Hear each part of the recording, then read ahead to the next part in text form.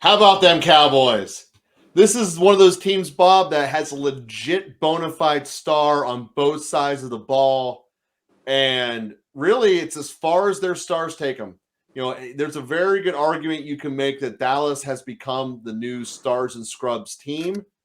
And, CeeDee Lamb and Minka Parsons can really tear this thing off.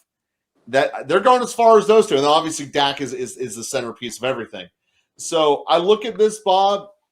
I'm not really a fan of McCarthy as the coach, although I do got to say, I think some of that shade that's thrown his way is unjustified. He does have a winning record, just Aaron Rodgers hated him at the end of the day. So I don't know how much credit we should put in Aaron Rodgers' mindset about anyone.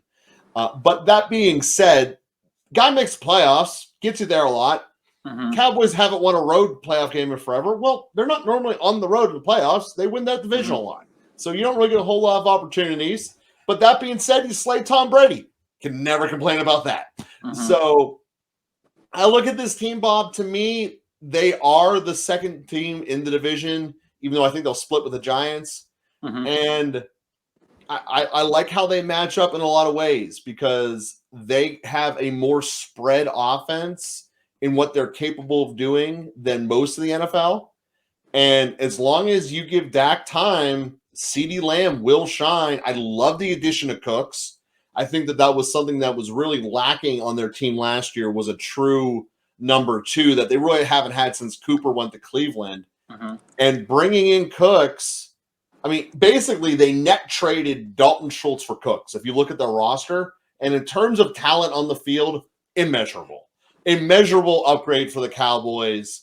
And to me, fundamentally, do you believe in Dak Prescott or not? Because if you do, guaranteed playoff team. If you don't, they ain't. To me, it's that straightforward. And it's how do you feel he's going to be? So I'm going to actually go the opposite direction here. I don't think that as a unit of players that Dallas is anywhere close to the New York Giants in terms of both sides of the field. I think that Dallas is actually better than you're giving them credit for. Oh, no, they are. I mean, they're definitely more talented than the Giants up and down. The Giants don't have last year they did score on average the most points per game in the league, and they were extremely good at doing that at times. But the issues with all of these teams in the NFC East essentially is that they kind of get in their own way about a lot of different things. And one of the things that I'm curious about coming into this new year is they went out, they got Brian Schottenheimer as an offensive coordinator. Now, Brian Schottenheimer, what he wants to bring with him is going to depend on what Mike McCarthy allows him to do. Mike McCarthy has said this offseason that he wants to call the plays. And Mike McCarthy's way of calling a game, well, does it really mesh with Brian Schottenheimer's style that he might want to run? But it meshes with vertical schemes, which look really great for Cooks and fantasy. What we know about both of these guys, though, and what we know about both of their offensive styles is that they do like to give wide receivers balls in space. And so what we saw last year from Kellen Moore is a lot of curls, a lot of hitches. I have to come back to the ball. That doesn't leave room for CeeDee Lamb. That doesn't leave room for Michael Gallup and guys like that to then do the most efficient thing that they could do. What do we know about West Coast offenses? Well, there's maybe shorter passes, maybe some more vertical routes, and there's space. They create space for players to make plays. And this is why San Francisco and Shanahan are so good, is because they went out there and they allow their players the opportunity to make plays. And one of the biggest pitfalls about Dallas last season is that the offensive scheme was really reining in the potential talent of these players, because in moments where it really mattered, the players were not able to make plays. And Dallas did lose games because that happened. That's why I said it comes out of Dak.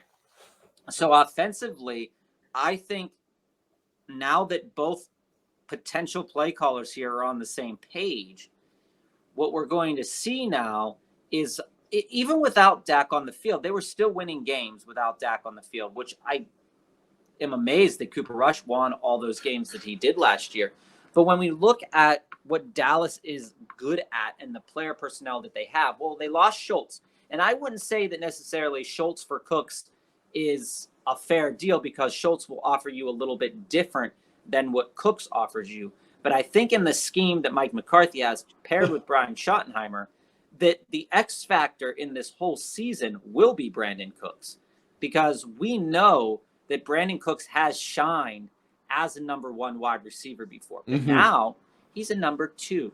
And so his responsibilities are going to be different. And I think that offensively, this team is in a very good place to put a lot of points on the board, particularly now that Tony Pollard is their guy, and they have to say, and they're saying, okay, well, let's see what we can do with Pollard, because they haven't re-signed Zeke. Zeke was a plotter. He was giving you just 2 yards. He was holding your offense back when he was on the field because he offered zero. At the end, As a fantasy owner, he offered He's like a perfect Patriots running back, though. Right? So when you look at the offense is set up really well. You go back and look at the defense. Well, what did they do? Well, they knew that they needed to pair somebody up with Diggs, so they went out and they got Gilmore. Gilmore's not his all-pro talent that he was years ago, but he's still great. And you went out there and you said, okay, I need to pair somebody up with Diggs as my number two. I still have the guy I had last year as depth. I went out. Micah Parsons is still a talent. I re-signed Leighton Vander Esch. I am in a position now where I basically have the same defense, and that was top tier last year for a lot of games. And I've paired it now. I went out, got a cornerback. Assuming you stay healthy, this team could cause some havoc in the NFC East. And I think if you look at what their schedule is, and you say, okay, Giants, beatable. Jets, beatable. Cardinals, they're gonna be favored by like I'm really interested for what this game is going to be. So they're playing the AFC West. So when they play the Niners, because their schemes are so similar, with the exception of running back and head coach, every single person on the Cowboys is better than the Niners equivalent in terms of number one across the board. I would argue that a better head coach and they have a better running back. Debo a little bit better than CeeDee Lamb, but they're basically. Okay. That might be an argument for debate. I don't think I'd rather have CeeDee. I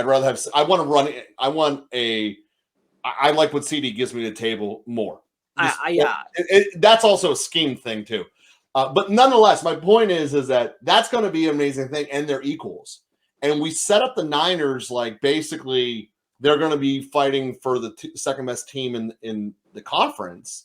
I think the Cowboys are right there. I think that the problem is that when we look at when they played the Eagles last year, the Eagles absolutely slaughtered them. You can see we did it as a strategies of football. So you can go through the playlist and see it, is that the Eagles controlled that game in totality. And then midway through the third quarter, when the Eagles basically put the JV out there, Cowboys put up a ton of garbage points. Put like 20-some garbage points in that game. But there was not a contest. And that's my thing with when I look at the Cowboys. Well, they beat the Eagles last year. They beat the Eagles without Hurts in the second half of the year. Yeah, that's the Gardner Minshew Eagles. Yeah. So my thing is when they won the home one. My thing is when they play the Eagles, will they be able to sweep them? Because I think that's ultimately what's going to take. Can this team sweep the Eagles? Their defense is great. And we're going to get into this. The Eagles took some steps backwards this year. I think there's really no way to fight that. And the Cowboys are taking a prime step to take it. The real question, this is coming down to me, was how far ahead were the Eagles? So when they took their steps back, is Dallas able to jump them? Because I think they are. I think without a doubt they're the third best team in the conference. The question is, are they the best team in their division or not? I'm no shade on the Eagles whatsoever, but I actually do think Dallas is going to win this division. And the reason I think they're going to win this division is if